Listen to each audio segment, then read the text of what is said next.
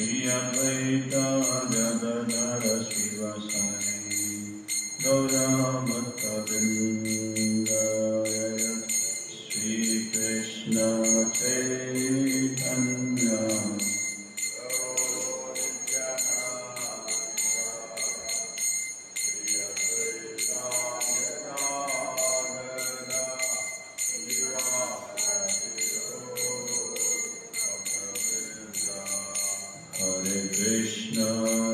Hare Krishna, Krishna Krishna, Hare Hare, Hare Rama,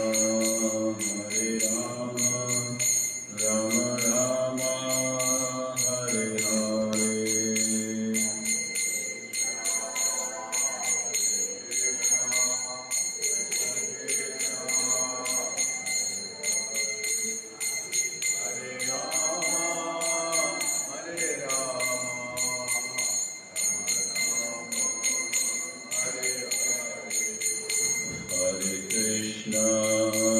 Hare Krishna, Krishna Krishna, Hare Hare, Hare Rama, Rama Rama, Hare Hare.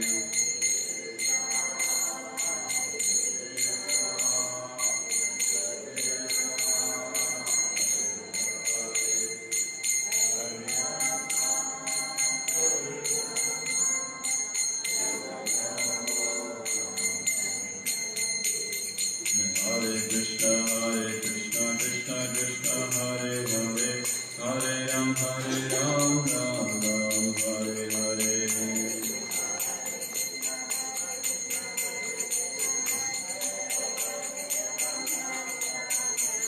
Jaya Prabhupada, Prabhupada, Prabhupada, Srila Prabhupada.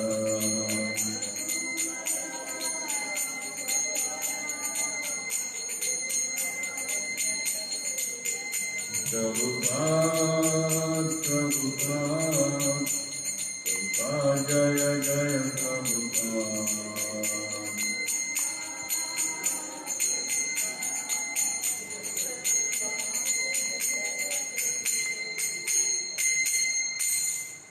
Jai Om Vishnu, Jai Harinam Sankirtan ki, Jai Gandharaj Srimad Bhagavatam ki, Jai Gaur Premanande.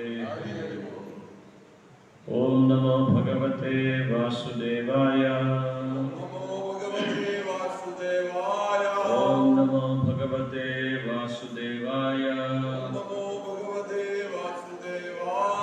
Om Namo Bhagavate Vasudevaya. Krishnaya Vasudevaya. Devaki Nandanaya cha. Nanda Gopa Kumaraya. Govindaya Namo Namaha. Narayanam Namaskritya. Naram Cheva Narottamam. Devim Saraswatim Vyasam. Jato Jayamudiraye. Nashtaprayesha Bhadreshu. Nityam Bhagavata Sevaya. Bhagavati Uttama Shloke. Bhaktir Bhavati Naishtikim. Krishnaya Vasudevaya. Devaki Nandanaya cha. Nanda Gopa Kumaraya. Govindaya Namo Namaha. Reading from Srimad Bhagavatam, Canto 5, Chapter 26, Text number 26.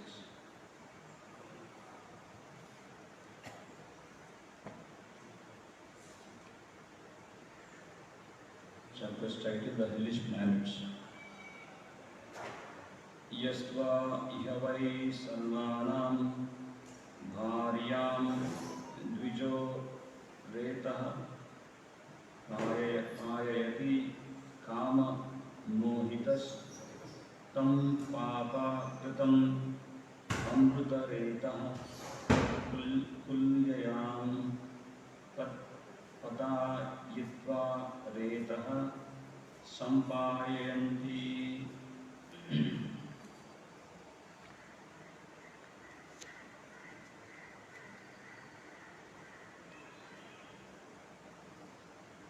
Word meaning, यह any person who to but iha in this life why indeed savarnam of the same caste bharyam his wife dvija a person of higher caste such as Brahmana, Kshatriya or Vaishya, Retaha, the semen, Payati, cause to drink, Kama Mohitaha, being deluded by lusty desires, Tam, him, Papa Kritam, performing sin, Amrita, in the next life, Reta, Kulayayam, in the river of semen, Patayitva, throwing, Retaha, semen, Sampayanti, forced to drink. Translation and purport by His Divine Grace, Abhay Charanavinda Bhaktivedanta Swami Srila Prabhupada Ki Jai. Translation. If a foolish member of a twice-born caste classes, Brahmana, Kshatriya and Vaishya, forces his wife to drink his semen out of lusty desire to keep him under control, he is put after death into the hell known as Lala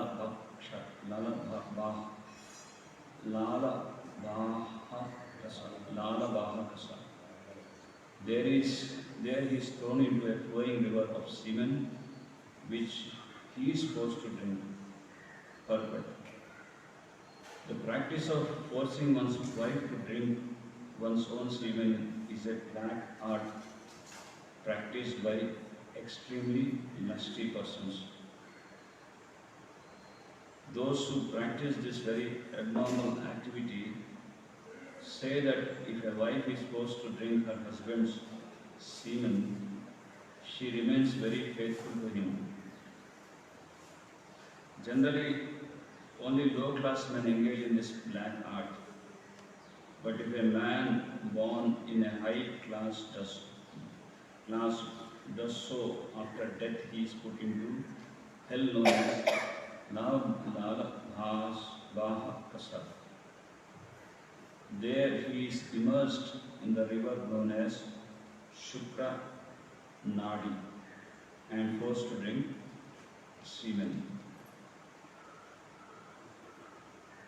Om Jnanatimirandasya Jnananjanashalakaya Chakshurunmilitam Yena Tasmai Sri Gurave Namaha Sri Chaitanya Manavishtam Sthapitam Yena Bhutale Swayam Rupa Kada Mahyam Dadati Swapadantikam Vandeham Sri Guru Sri Yuta Paragamalam Sri Gurun Vaishnavanscha Sri Rupam Sagrajatam Sahagana Raghunathanvitam Tvam Sajivam Sadvaitam Savadrutam Parijana Saitam Krishna Chaitanya Devam Sri Radha Krishna Padan Sahagana Lalita Sri Vishakhanvitascha Namo Vishnu Padaya Krishna Prasthaya Bhutale Srimate Bhaktivedanta Swami Niti Namine Namaste Saraswati Devi Gauravani Pracharini Devi Sesha Sunjavadi Paschatya Desha Dharini Jaya Shri Krishna Chaitanya Prabhu Nityananda Shri Advaita Gadadhar श्रीवासादि गौरभक्तवृंद। Hare Krishna Krishna Krishna Hare Hare, Hare Ram Ram Ram Hare Hare. Today's verse, maybe some experts has to take class on today's verse.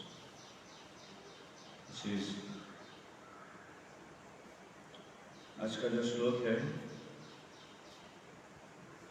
इसमें लाल भा सखा, लाल भा कसा, इस प्रकार का नर्क का वर्णन किया गया है. तो अलग अलग प्रकार के नर्क जो है, अलग अलग प्रकार के पापों के अनुसार वो नर्क में जाना पड़ता है. ये पाप कार्य कर रहे हैं इसलिए कितने प्रकार का नर्क है. जैसा जब जेल में डालते हैं कैदी को, वो भी अलग अलग प्रकार के प्रिजन सेल्स जो है अलग अलग होते हैं. जैसा कि कोई बहुत बड़ा टेररिस्ट हो तो उनको एक छोटा सा ही इतना सांस लेने के लिए एक छोटा सा ही एक विंडो रहेगा, और उसमें भी उनको डाल के पूरा हथकड़ी हाथ को बांध देंगे और पैर को बांध देते हैं. क्यों? उसको वो बहुत बड़ा खतरनाक मुजरिम है इसलिए.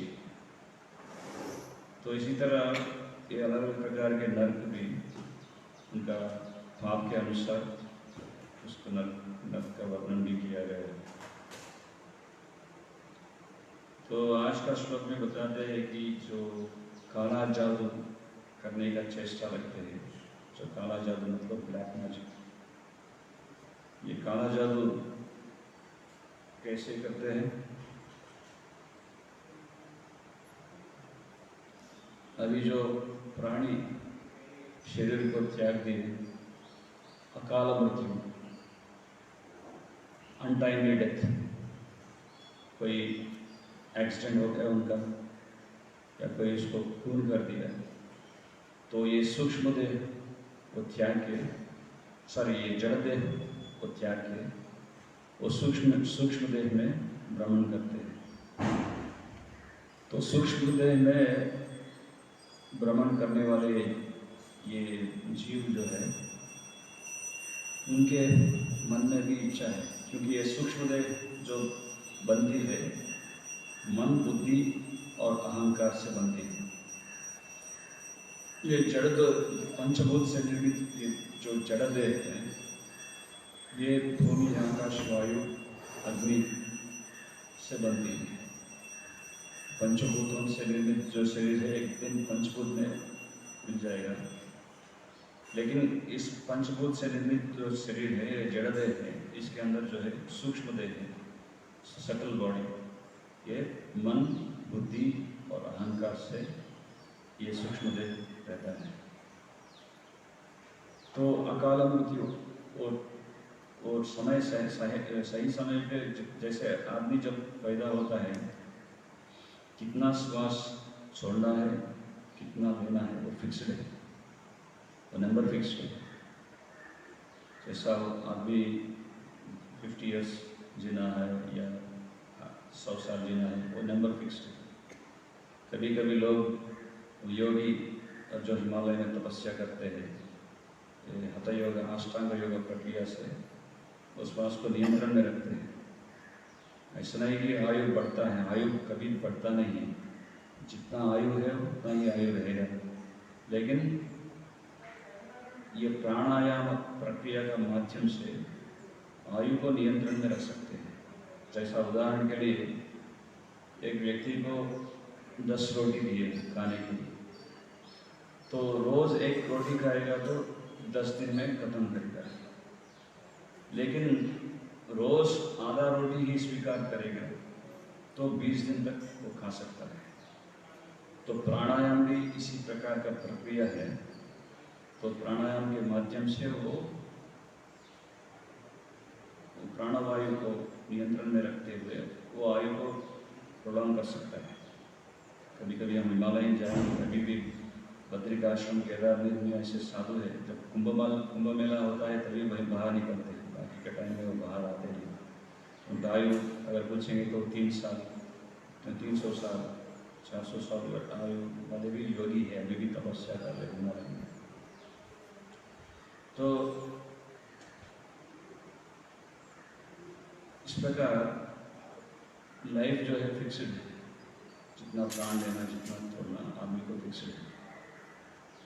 ये अकाल मृत्यु के वश में जो जाते हैं या किसी व्यक्ति उसको खून करते हैं, मर्डर करते हैं, तो उनको ये सूक्ष्म देह में भ्रमण करना पड़ता है। तो ये सूक्ष्म देह प्राप्त करने के पश्चात उनको मन में इच्छा है, लेकिन इच्छा पूर्ण करने के लिए शरीर नहीं है। इच्छा तो है लेकिन शरीर नहीं है। जैसा उदाहरण के लिए अच्छा स्वादिष्ट पकवान सब एक थाली में रख के उसके सामने रख देंगे, तो खाने का इच्छा है लेकिन खाने के लिए शरीर नहीं है। तो इस प्रकार वो भ्रमण करते रहते हैं। तो तांत्रिक जो है, तंत्र विद्या जो जानते हैं, ब्लैक मैजिक, ब्लैक आर्ट, तो उसको अपने वश में रखते हैं, उसको आवाहन करते हैं एक क्षुद्र पूजा के माध्यम से। एक क्षुद्र पूजा जो होता है वो भी वेदों में है, वो वाम भाग बोलते हैं। वाम भाग के अनुसार ये एक सब इस प्रकार का जो कार्य बहुत तमोगुणी प्रेरित जो कार्य है वो करते हैं, तामसिक कार्य। तो एक क्षुद्र पूजा के माध्यम से उनको आह्वान करते हैं, उनको अपने वश में रखते हैं, साथ में रखते हैं। जय श्री कृष्ण। तो अपने वश में रखते हुए वो किसी के ऊपर प्रयोग करना है या किसी को बाधा देना है, तो ये भूत प्रेत को उनके ऊपर प्रभाव करने का प्रयास करते हैं। एक बार उड़ीसा में एक बहुत बड़ा तांत्रिक, भक्तिविनोद ठाकुर का समय में ही बहुत बड़ा वो अपने आप को भगवान विष्णु बोलता था। सब लोगों से बोलता था कि मैं ही साक्षात विष्णु अवतार हूँ।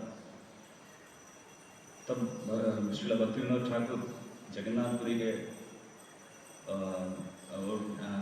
मैजिस्ट्रेट थे और पूरा जगन्नाथपुरी मंदिर का इंचार्ज थे। तो जितने भी माल प्रैक्टिसेस होते थे वो सब उन्होंने वो जितने भी ऐसा मंदिर में रह के भगवान को जो भोग चढ़ाना है वो चढ़ा दे नहीं, और भगवान का भोग का चोरी होता था और ठीक से सही ढंग से ये सब पूजा वगैरह नहीं करते थे। तो भक्तिविनोद ठाकुर पूरा इसको पूरा सिस्टम को ही चेंज करती है। और जो भी व्यक्ति अपने आप को विष्णु बोल के लोगों को उल्लू बनाता है, लोगों को भड़काता है, तो उनको भी दंड देते हैं। क्योंकि बहुत बड़ा वैष्णव है भक्तिविनोद ठाकुर, साक्षात परमहंस है। तो ऐसा किसी को ये मौका नहीं देते।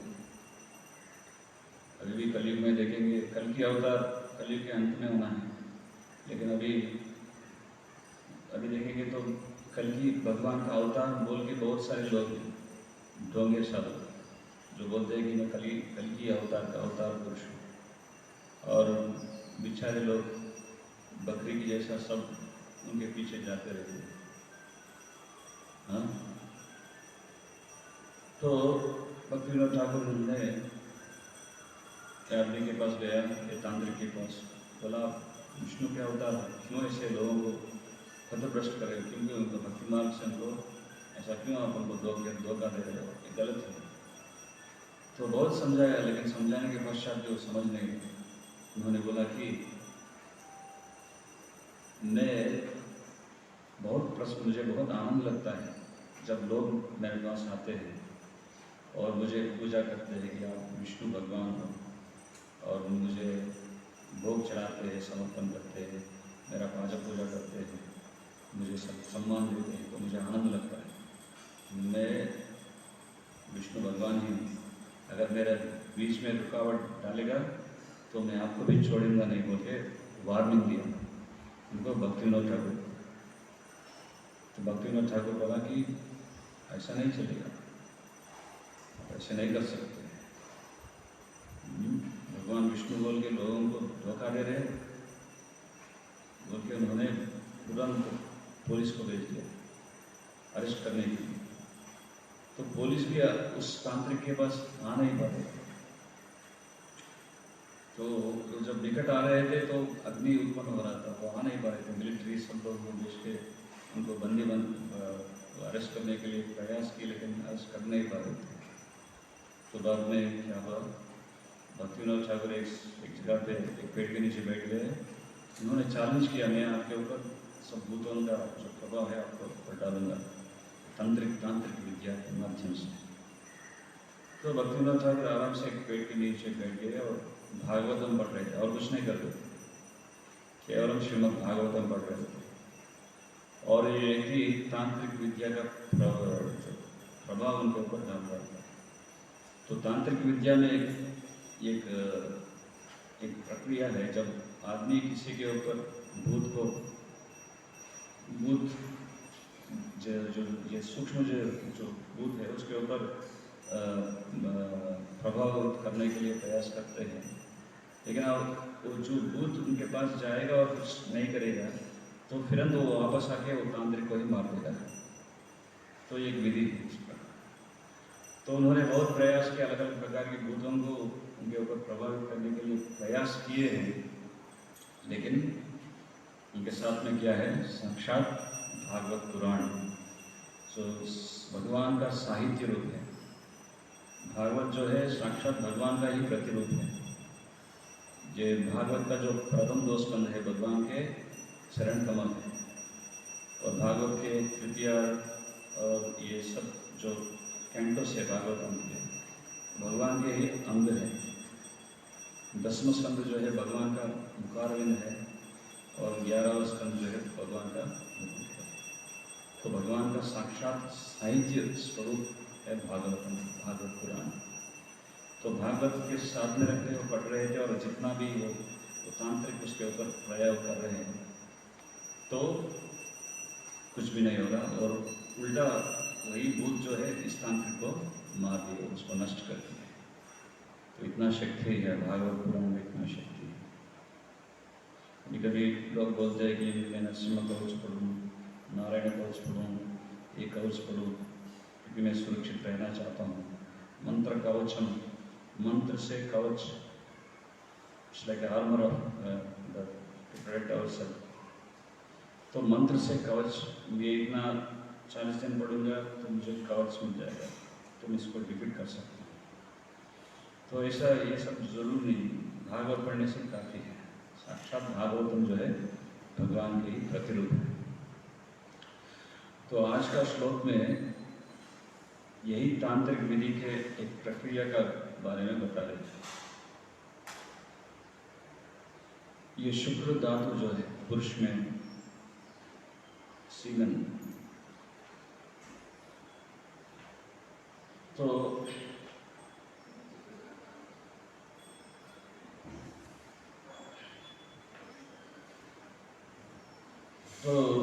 ये जब ये तांत्रिक विधि में पत्नी को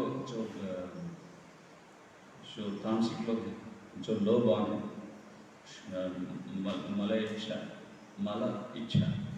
इच्छा यौवन चंडाल, जो निम्न श्रेणी के जो लोग हैं वो ऐसे कार्य करते हैं। तो जो उसी को अनुसरण करने वाले जो हाई क्लास फैमिली इधर बोल रहे, जो वैश्यवान मतलब द्विजबंधु जैसा क्षत्रिय, ब्राह्मण, क्षत्रिय, वैश्य, तो भी ये इसको पत्नी को वश में रखने के लिए अपना वीर्य को पिलाते हैं। तो ये तांत्रिक प्रक्रिया है। तो इससे वो ये शुक्र नाड़ी बोल के इस प्रकार का एक नदी में तैरना पड़ता है और वो खुद ये उसको पीना पड़ता है। ये कितना गंदा प्रक्रिया है इधर। ये ऐसे लोग हैं इसलिए सत्य को बोल नहीं भागवत ऐसा नहीं है, ऐसा नहीं है। ऐसे चंडाल जाति के मला इच्छा मतलब ही क्या है, जो शरीर में जो नाभि से नीचे जो स्थान है मलमूत्र विसर्जन करने का जो अंग है उसके प्रति आसक्त है, इसलिए मलेच्छा यौवन चंडाल ऐसे लोगों का कार्य है। और जो द्विजाबंध अच्छा परिवार में जन्म वो भी ऐसे कार्य करेंगे तो उनको ऐसे ही नरक में जाना पड़ेगा। तो ये शुक्र जो है, जो वीर्य है, वो आदमी का, पुरुष का खून, ब्लड है।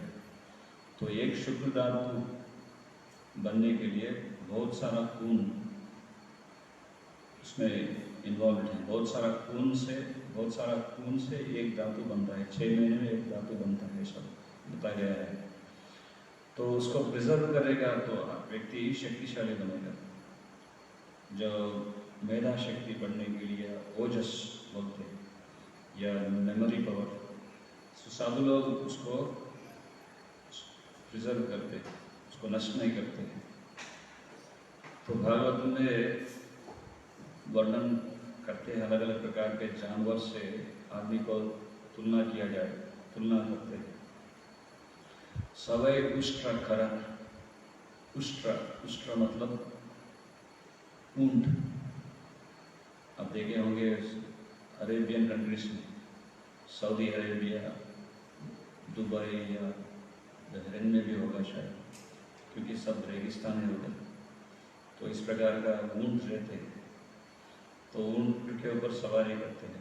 ऊंट का एक लक्षण है, वो रेगिस्तान में पानी नहीं मिलता है, तो पानी का खोज में कभी कभी ये कैक्टस मतलब जो थॉर्न्स होते हैं, तो उसको खाता है।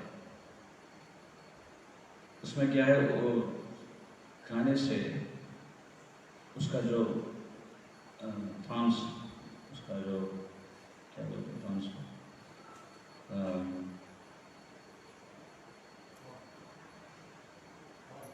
थॉर्न लोग हिंदी में क्या बोलते हैं,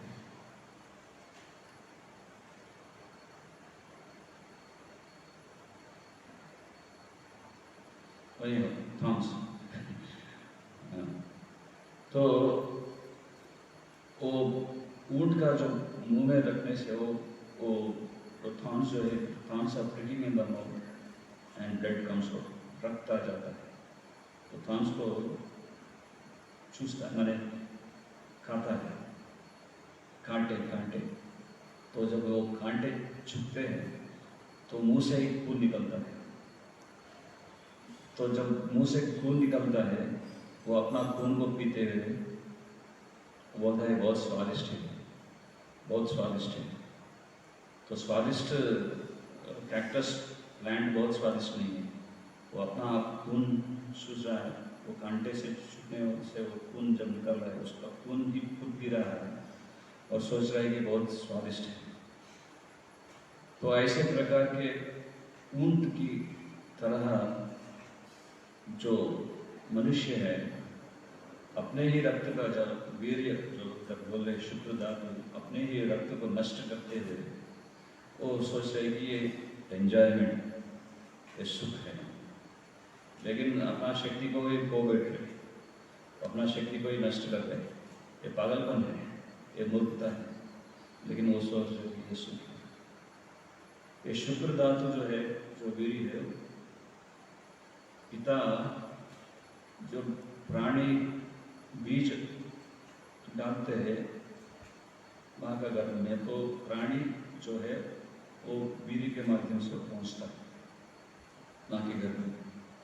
तो केवल संतान उत्पत्ति के लिए ही ये है कार्य, ये मैथुन कार्य, लेकिन केवल यन्मैथुनादि गृहमेदि सुखम ही तुच्छम। यन्मैथुनादि गृहमेदि, जो गृहस्थ नहीं है। गृहस्थ मतलब क्या है? केवल भगवान का प्रसन्नता के लिए कार्य कर रहे हैं और कोई दूसरा उद्देश्य नहीं है। जैसे भक्तिविनोद ठाकुर एक अच्छा उदाहरण है।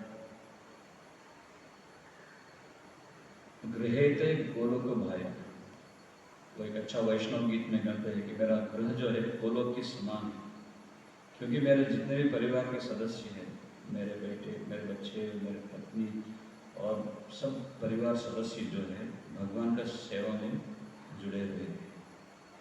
सुबह उठने से पहले, सुबह उठते ही भगवान का सेवा से उनका दिनचर्या प्रारंभ होता है। हमेशा भगवान का ही चिंतन में रहे।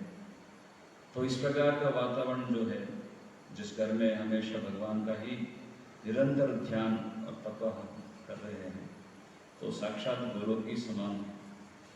तो भक्तिविनोद ठाकुर बोलते हैं कि मेरा गृह जो है वो गोलोक की समान है। लेकिन उसका जो ऑपोजिट है गृहमेदि, गृहमेदि मतलब उनका उद्देश्य भगवान का संतुष्टि नहीं है। भगवान कृष्ण के केंद्र में रखते हुए कार्य नहीं करते। उनका केंद्र अलग है। उनका केंद्र अलग है। उनका केंद्र जो है केवल इंद्रिय भोग ही करना, इंद्रिय संतुष्टि के लिए ही कार्य करना। कैसे मैं अपना इंद्रियों को संतुष्ट कर सकता हूँ? तो इस प्रकार वो अलग अलग प्रकार का योजना बनाते हैं, अलग अलग प्रकार के प्रयास करते हैं, अलग अलग प्रकार के प्रयासों के माध्यम से वो सुख का खोज में रहते हैं। लेकिन जितना भी प्रयास कीजिए अलग अलग प्रकार का तरीका से, जितने भी वो प्रयास करेंगे तो इंद्रिय कभी संतुष्ट होने वाला नहीं है। क्योंकि इंद्रिय जो है वो अग्नि से तुलना किया गया है। अग्नि में जितना भी आप ईंधन डालेंगे तो कभी भी वो संतुष्ट नहीं होता है। इसीलिए हमारा शास्त्र में वर्णन किया गया है, अतः श्री कृष्ण नामादि न भवेत् ग्राह्यम इंद्रिये सेवन मुखे जिह्वारो स्वयं एव स्फुरत्यदा। मतलब अपना इंद्रियों के माध्यम से अब परम सत्य को जान नहीं पाते, क्योंकि इसका इंद्रियों का एक लिमिटेशन है और ये इम्परफेक्ट है। क्या लिमिटेशन है? आँख से, अपना चर्म चक्षु से कुछ दूर तक दे सकते हैं, अपना कान से कुछ दूर तक सुन सकते हैं, लेकिन सीमा से पार हो गया हम कुछ विषयों को ग्रहण नहीं कर सकते। इसलिए भगवान कृष्ण जब उन्होंने विश्वरूप का प्रकट किए, विश्वरूप का धारण किए हैं, दिव्य चक्षुरागम, दिव्य चक्षु को प्रदान किया, दिव्य चक्षु को प्रदान किया अर्जुन को, और अर्जुन वो दिव्य चक्षु के माध्यम से वो भगवान का विराट रूप का दर्शन कर रहे थे। तो इसी प्रकार हमको भी दिव्य चक्षु, ज्ञान चक्षु चाहिए। इसलिए हम सुबह उठ के प्रार्थना करते हैं गुरु से, ओम अज्ञानतिमिरन्दस्य ज्ञानाञ्जनशलाकया चक्षुरुन्मिलितं येन तस्मै श्री गुरवे नमः। तो हम गुरु के पास जाते हैं तो विनम्रता से प्रार्थना करना चाहिए कि मेरा अज्ञान के संसार में मैं फंस गया हूँ, अज्ञान के वशीभूत होकर मैं ज्ञान को खो बैठा हूँ। आप आध्यात्मिक गुरु मुझे ज्ञान चक्षु का प्रदान कीजिए, ज्ञान के माध्यम से मुझे मेरा अंधकार अज्ञान उसको मिटा दीजिए। तब मैं जब ये वास्तविक ज्ञान प्राप्त करूँगा तो मैं भगवान को जान सकता हूँ। तो ये बहुत आवश्यकता है। तो सेवन मुखे जिह्वा दो, ये इंद्रिय, प्रभुपाद जी ने ऐसे सिस्टम बनाया हमारे इस्लाम में कि ये सब इंद्रियों को उचित और भगवान का सेवा में इस्तेमाल कर सकते हैं। जैसे नेत्रों से भगवान का दिव्य श्याम सुंदर रूप भगवान को दर्शन कर सकते हैं, भागवत से भगवान का कथामृतम सुन सकते हैं। ये अमृतम, गीतामृतम, भागवतामृतम, तो अमृत से तुलना किया गया है ये शास्त्र को, क्योंकि ऐसे शास्त्र जो है उनको पाप कार्य से फुल स्टॉप रखती है और साथ साथ में अमृतत्व प्रदान करती है। माने हम शाश्वत धाम, शाश्वत शरीर और भगवान का शाश्वत सहचर्य प्राप्त करने का इस स्वर्ण अवकाश प्रदान करने वाले हैं। इसलिए भगवत गीतामृतम, भागवतामृतम अमृत के समान है। तो ऐसे कार्य में निमग्न होना चाहिए गृहस्थ। सुबह से शाम तक भागवत का पाठ करना चाहिए, भगवद गीता सुनना चाहिए, भगवान का नाम जप करना चाहिए। सब कार्य गृहस्थ का लक्षण है। ये कार्य नहीं करेगा तो गृहमेधी है। गृहमेधी सुखम की तुच्छम, वो जिस प्रकार का सुख का खोज में है वो निम्न श्रेणी का सुख है, वो पशु जैसा सुख है। वास्तव में ये भौतिक जगत में सुख नहीं है। आदमी सोचता है कि वो सुखी है, लेकिन सुख नहीं है। फिर हम जो भौतिकवादी, जो भौतिक व्यक्ति जो सुख का अनुभूति जो करते हैं वो क्या है? वो दुख से थोड़ा सा ब्रेक है। जैसे हफ्ते भर प्रयास करते रहो और हफ्ते में एक बार छुट्टी मिलता है रविवार को, तो बोलता है कि मैं सुखी हूँ। तो इतना परिश्रम करता है। इसको, ये परिश्रम को भावर्ग से तुलना किया गया है। फा मतलब परिश्रम। इतना परिश्रम करने से क्या होता है? ये फेन निकलता है मुंह से। फा मतलब परिश्रम, फा मतलब फेन निकलना। भा मतलब भाई। क्यों? इतना परिश्रम करने के बाद इतना में संपत्ति को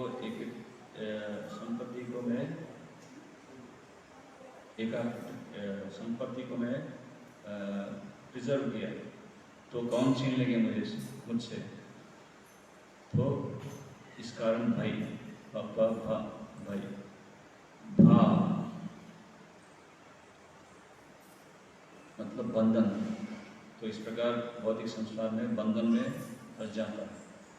और अंत में क्या है? माँ मतलब मृत्यु के वश में चले जाता है। भौतिक संसार में बंधन में रहता है, आप अंत में मृत्यु आ जाता है। तो ये गृहमेधी सुखम ही तुच्छम, तो इस प्रकार का सुख से कुछ फायदा नहीं। ये एक दुख से ब्रेक है। कभी कभी राजा महाराजा इस प्रकार का दंड देते हैं जो पापी है, वो तालाब के पास जाके उसको सिर तालाब में डुबाते हैं। वो जब श्वास लेने में मुश्किल है, उनको तड़पता है, तो फिर बाद में उसको निकालते हैं। तो बोलता है, फिर बाद में बोलेगा, फिर दोबारा उसको तालाब में डुबाते हैं। तो इतना सफोकेशन होने के बाद थोड़ा सा जो सुख का जो महसूस होता है, थोड़ा सा जो उपशमन प्राप्त करता है, दुख से जो ब्रेक है, थोड़ा सा ब्रेक जो मिलता है, वो सोचता है कि वो सुख है, लेकिन वास्तविक रूप से वो सुख नहीं है, वो दुख ही है। तो सुख का प्राप्ति कैसे मिलेगा? भगवान का सेवा से ही मिलता है। चैतन्य महाप्रभु चैतन्य शिष्टाष्टकम में बोलते हैं, आनंदाम्बुधिवर्धनम प्रतिपदम पूर्णामृत स्वाधनम सर्वात्मस्नातनम परम विजयते श्री कृष्ण संकीर्तनम। आनंदाम्बुधिवर्धनम, जो आध्यात्मिक जगत से उत्पन्न हुआ जो आनंद है, वो कभी उसका लिमिटेशन कुछ भी नहीं है। इतना सुख नहीं। आनंदाम, जितना भी आप भक्ति करेंगे उतना आनंद तन्मयत्व से हम उसको आनंद को महसूस करते हैं, और कभी बढ़ता ही रहता है। आनंदाम्बुधिवर्धनम, प्रतिपदम प्रतिपदम पूर्णामृत स्वादनम। तो इस प्रकार का जो आनंद है पूर्ण तरीका से हम उसको आस्वादन कर सकते हैं। तो यही वास्तविक आनंद है। भगवान का सेवा में ही वास्तविक आनंद है। लेकिन भौतिक आनंद में वो तुच्छ है, निम्न श्रेणी का आनंद है। तो जो बुद्धिमान है वो इस प्रकार का निम्न श्रेणी का जो आनंद प्राप्त करने का प्रयास नहीं करना चाहिए। स्पेशली मानव जन्म जो है वो हायर पर्पस के लिए, इट्स फॉर हायर पर्पस। ये मनुष्य जन्म जो है हायर पर्पस के लिए। श्री नरोत्तम दास ठाकुर का मनुष्य जन्म पाया राधा कृष्ण नाम भजिया, जानिया सुनिया विषा खाइलो, गोलोकेर प्रेमाधना हरिनाम संकीर्तना, रतिना जन्युलो मनुष्य जन्म पाया राधा कृष्ण ना बजिया। मनुष्य जन्म हमने पा लिया। अभी हम क्या पुण्य किए हैं पता नहीं, लेकिन हमको एक सुवर्ण अवकाश मिला है। क्या है? मानव जन्म हम प्राप्त किए हैं। मनुष्य जन्म पाया राधा कृष्ण ना बजिया। मनुष्य जन्म प्राप्त करने के बाद भी राधा कृष्ण का भजन नहीं करेंगे तो जानिया सुनिया विषा खाना, जानते जानते जानबूझ के हम विष खा रहे हैं। Knowingly drinking poison. ये पॉइजन है बोल के पता है फिर भी उसको ड्रिंक कर रहे हैं। ये अभी इसके बारे में बोल रहे हैं तांत्रिक का विधि। तांत्रिक लोग चुड़ैल बना रहे हैं, तो रक्त पीने का चुड़ैल। तो जानिया सुनिया विषा खाइनो, तो नोइंगली ड्रिंकिंग पॉइजन। तो जानिया सुनिया विषा गोलोकर प्रेमदान हरिनाम संकीर्तन। उस प्रेम धन को